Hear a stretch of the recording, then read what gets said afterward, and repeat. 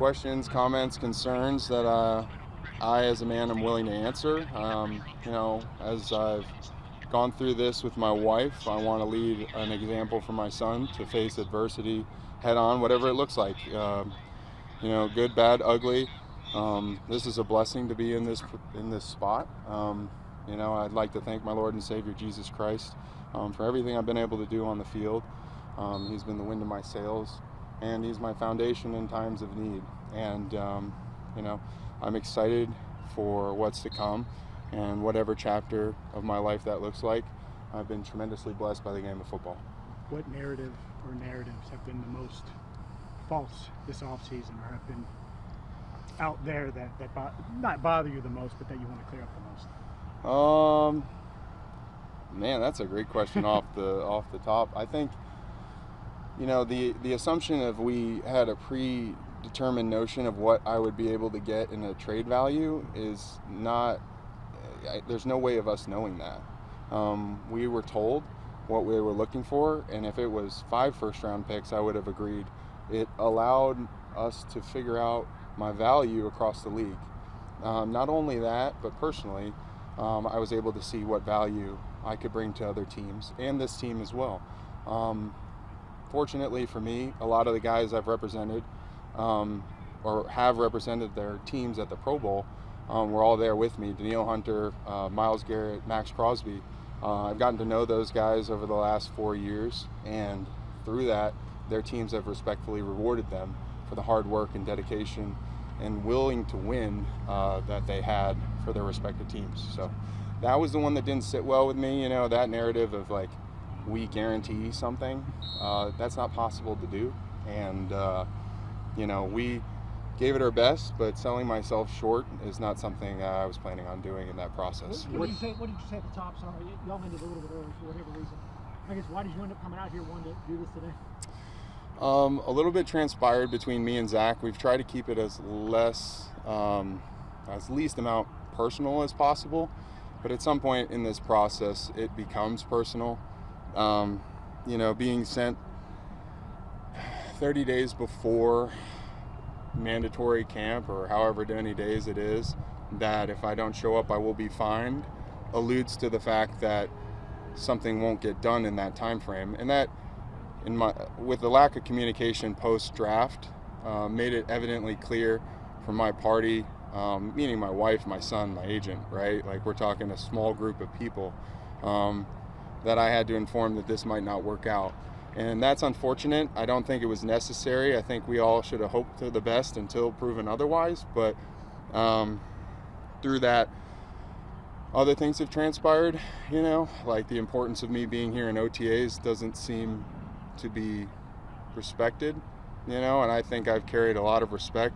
I don't mean to insinuate anything about anyone's character, but that was disappointing. I think that's the word of the offseason. I think we gave it our all under Lou's defense, and we did fall short, and that's about being a man too, is standing up. So, good question. Do you feel the organization has your back, Trey? They've had my back since free agency originally, coming out of New Orleans with a lot of question marks around my name. So to say they don't have my back is not true. I think they do. I think they've done right by their own perspective. My perspective, unfortunately, is a little different. Trey, can we start with I guess it was 2023, one of the main questions that when people talk about your situation with the Bengals, is some of the questions that people have is, what went into your decision to sign that 1-year extension if your long-term goal was to get a long-term deal here? So a little bit of what's happening now foreshadows that year. I had that offer for months before I agreed to it. It wasn't something that I rushed to the altar. It was something that aligned with my family's goals at the time. It gave us a little bit of ability to plan our family, another year to see where I'll be, and that aligned with the goals that I had for my career here in Cincinnati. So, and with the fact that the Bengals never did that before, I carried that as respect as well, and I knew that if I outplayed that, the same respect will be given as it continues. So that is something that would have happened anyway. I think if I did not take that deal, we're talking franchise tagging the 30-year-old, right? That's the magic number. That would be more me than another player coming off the 2 back-to-back seasons. If I did not take an extension, I doubt I would be able to walk away in free agency free. Trey, when was the last time any numbers were exchanged between the sides? Go ahead, sir. When was the last time that any numbers between your side and their side were exchanged? Oh, that's a difficult question too, right? Because it goes on like the meetings that we've had prior to, right? I have a tremendous amount of respect for the ability to be in meetings with them behind closed doors, and what was conveyed of the vision of what I would be in this organization would be if I continued to play at the level I am, that the door would be open to continue long-term discussions about contracts. So it's one of those things that we're just not seeing eye to eye on the structure. It seems that a shorter deal is something that they are pushing pretty hard. That puts us in the same place I was in 2022, where I have to renegotiate the next year, because if goals are the same and playing at a better level than I did last year, then next year we're just kicking the can down the road.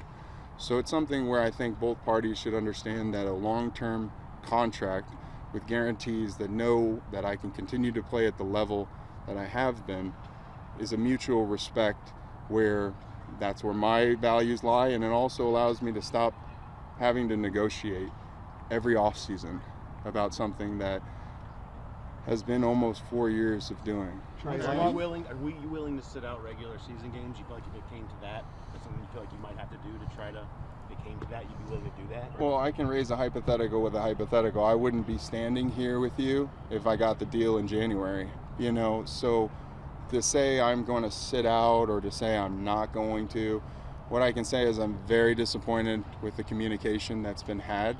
It's very... Former players have walked in these shoes, and what it foreshadows is not something that I'm excited about to tell my wife and family, like, hey, I'm getting good vibes or should be happy. Those comments stink, you know, and you know, that's what makes this place so special, is that they watch me every day. They see how hard I work. There's no other organization knows me better than this one. They watch me an individual. They see how I carry myself as a human being, and they know me. So it stinks when the value somewhere else, because I was fortunate enough to have that trade request granted, whether it was 1, 2, 3 first-round picks, I had no idea. It gave me the fortunate circumstance to see my value elsewhere, and I'm hoping it doesn't come to that, and I truthfully will put my hope in that. Ultimately, though, my hope is in the Lord. So, at this point, do you want to be a Cincinnati Bengal? Wow, that's a tough question too, because you try not to let the business become personal. I think over the last week or so, it's become personal, unfortunately. You know, and when there's a lack of communication in any relationship, if it's business or a personal relationship, lack of communication leads to animosity, and that leaves my narrative only to me with no clear direction. So the lack of direction, the lack of communication is leading to things that are allowing me to think about what's going to happen more than how great they have treated me over the last 4 years. Because let me say, my son was born, I've said it to everyone, my son was born right up the road. My wife worked at the Cincinnati VA. This is my home, and I wrote that yesterday. It's home. And unfortunately for myself, I have to deal with that kind of dilemma in my own, finding out business and personal. Because on the one hand, you see OTAs and you smell the grass, and it's football. And man, I'd be lying if I said I didn't love it. And on the other hand, there's a proper time for that. And there's a lot of things that have to change before that happens. A quick follow-up to that. You talked about how the narrative in your statement yesterday. Why have you made the choice to go to the national media to talk about your side of things? I think a lot of players in the past have been silent or didn't stand on values where telling the truth will set you free. It's a value my parents raised me with when I was young. As a follower of Christ, the truth is the way. And So to have these tough conversations and say the truth, right? I'm a Floridian, so there's unprovoked shark attacks and there's provoked shark attacks. And the comments that are being made, right? Whatever happened at the combine, whatever happened at the owners' meetings, and the text I got yesterday, this is not something where I'm just twiddling my thumbs thinking, oh, how can I get the next one up? Most of the teammates will agree. I don't spare my opinions. I kind of stay out of the media for that reason, because I am an emotional player, and after a loss, it's a lot harder to talk than after a win, especially in the circumstances that we had last season. So I carry it with a tremendous amount of respect, but these things are provoked. I would love to say to sit quiet is a good strategy. It is clearly not. Players have done it all over the league, including Jamar last year. He did a great job being disciplined through the process, and great. I'm so proud of him and the way he handled adversity. I can't speak enough volumes, but he deserved a contract last year, he deserves it this year, and he deserves one in 5 years. I guess to follow up on that, how frustrating has it been watching T and Jamar get their deals while you're sitting there waiting for yours? And why do you think that there was more emphasis on those two getting done over you? I think, for one, love, right? I love those guys. I want every player on this team to get their value, and I believe that's fair. I think what they agreed on in their own personal walks is up to them, but them going before me or after me is not something I'm frustrated about. I think if we all can fit, that's the ideal circumstance. I was the one that took the approach of saying, if we don't fit, I'm willing to help the team win in any way, shape, or form. And sometimes there's not fits, and if that's me, so be it. I'm willing and able to work. I love to work, and I look forward to it, but there's no animosity for guys, and the reasoning behind it is probably they have the best quarterback on the planet to spin the ball, so I'd prioritize receivers myself. It is almost like building a fantasy dynasty. You mentioned personal a few times, that it's become personal. At what point in the process did you start to feel that way? Was it the minicamp fine text or whatever that happened, or when did it go from business to personal? Well, circumstances changed post-draft and prior to, right? And I think I alluded to that a little bit. So they're starting to change very openly. Conversations are being had, like even to be here today, this is something I felt to do as a man. It has nothing to do with slighting any organization or slighting any of my players. This is something where I know there are questions around my name that need addressing, and as a man, I hope my son looks at this and says, well, I addressed it. You wear your lumps, right, wrong, or indifferent. You move forward and you grow and try to be more like Christ every day. And I need to work on patience. That is something that's clearly evident in my life.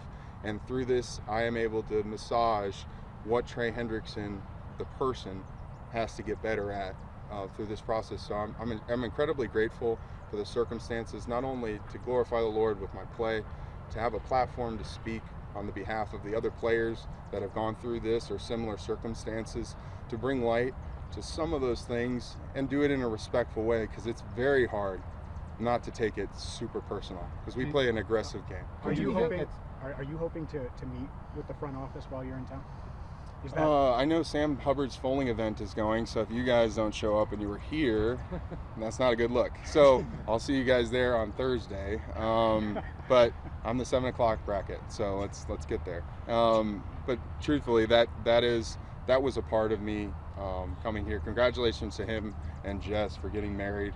I wish them nothing but success in the next chapter of their lives. I mean, tremendous people. But to follow that up, this was something that happened very quickly. Same thing with the trade, same thing with the comments. These aren't something that I meditated on. It's something that I talked to my wife about it, we prayed about it, and we addressed these things as Hendricksons. And she's fully supporting me in the direction we're going and telling the truth in the tough questions. So, do you see this as a gesture towards the team and your teammates being out here, that you still want to stay here? I can't control the narratives, right? I think that's one thing I've found through this whole process, is the way I feel is not being conveyed, right? Like, I definitely am disappointed. I definitely love Cincinnati. So it's just this weird dilemma. right? And I think players go through it a lot more often.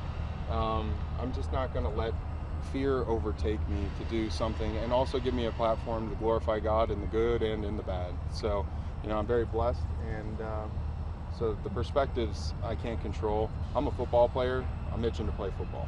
So. Trey, it's a voluntary workout, though, so why would you be fined if you didn't show up? How would that work? It's voluntary. The fines that were communicated with me were talking about mandatory minicamp. Okay. That's why I said there was about 20 days until then. Okay. I didn't understand the purpose behind shooting me a text. We should have gone 25 days. But again, we can go through the process. I probably would have been upset a day before, an hour before, or 60 days ago. So I don't think there's any way that would have went well. So that was the unfortunate reason I'm here. Do you think it's repairable at this point, coming out? I mean, the way things have gone. Oh, I think every relationship is repairable, right? Like I think Myles Garrett proved that. He's a great man, and he's done great things for his family, and obviously providing on and off the football field, he's tremendous. But I think that relationship will repair with time, and same with this. This is just the uncomfortable business side that we've unfortunately had to deal with for the last couple years, and quite frankly, I think we're all spent. So go ahead. Do you think that to some degree you're being nitpicked, whether it be your age is often brought up? In previous years the Bengals haven't done long-term deals with guys over 30. Then people talk about different parts of your game. Like, do you look at it as my stats and my performance and impact to this team speak for themselves? Does it almost feel like nitpicky to some degree? I talked to James and Paul briefly about it, and also you. Probably like to let my production do the talking. There is a time and a place as a man that you do need to address things, and and to say this isn't benefiting the team. I'm okay saying that. There's a part of that it's us. There's two sides of this that are. It's the organization and myself and my family. So it's a weird dilemma, right? So I don't harbor animosity. I'm not going to start doing that kind of things. I would like it to stick to business, but it seems like the business is not as. If I sat here with 4 sacks, I think they'd want a little back, right? And that is fair to me, and I think it's fair to all 53 other players that play. The other way, I don't think they see as fair. So who communicated the fine part? I'm just not sure how that process. Yeah, Zac shot me a text,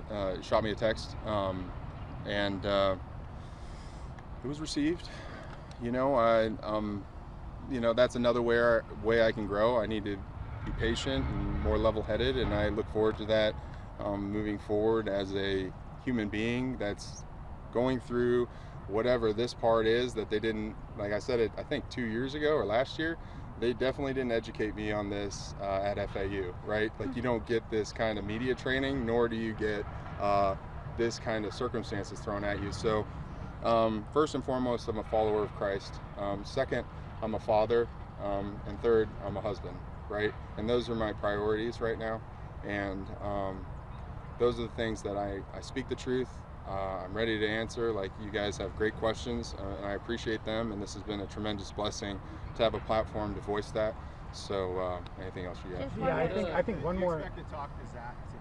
Is that important to you? I think communication with Zac is going well, right? Like, as well as it can. So we're gonna just take that day by day. I love him. I think he's a great coach. I think he tells the truth, in no way do I feel like he has not conveyed anything that's not truthful to me. And I think he's a man of integrity, right? He leads and he wears the lumps, and I respect him. I hope he respects me. I never want to hurt his character in this process. He was one of the people that did know of the conversations that took place last year, and I look forward to those kind of things being resolved. And that's what I meant by people have gone through this before, right? And we're just not agreeing on some parts of what was communicated because there weren't verbal numbers that could forecast what Max Crosby, Myles Garrett, and Danielle Hunter are getting. So having that conversation in July of 2024 does not forecast May of 2025. So yeah, can you shed more light on that, on what was communicated last year. It sounds like right. they wanted to say, hey, next year we'll give you a market deal, and then the market changed. Right. It wasn't even to that point, and credit to a well-run organization like the Bengals. There were nothing in stone, right? And they have the ability to say they've done right by me, and that's okay with my family. If that's the way it goes, so be it. I'm not going to apologize for the rates of the defensive ends being paid in the National Football League. I also think it should be celebrated that talent has made its way into Cincinnati. Multiple places, linebacker, offensive line, wide receiver, quarterback. I mean, there's no place that doesn't have a stud, including BJ Hill, so he's incredible. So those are the kind of conversations that took place, which was basically go do it, play it out, we'll take care of you. And that's the cliff notes of it. It's not a direct quote, nor do I plan on quoting them in any way, shape, or form. It's just disappointing being on the other side of it and seeing where we are now, taking on that risk and trying to lead the 27th best defense in the country to win a Super Bowl. So, Trey, is there any way in your mind, Trey, that you would play this year on your current contract and just play it out? Is that even you would even consider? Is that No. an option? No. Trey, with the contract you're looking for, do you think there's anything you can do to get the Bengals to change their mind on what they'd be willing to offer? I think if I haven't put the work in and showed who I am as a person on and off the field, and as a player on the field and off the field, how I conduct myself. Another disappointing thing is I don't get to see Hobbs walking through the building and lifting this offseason.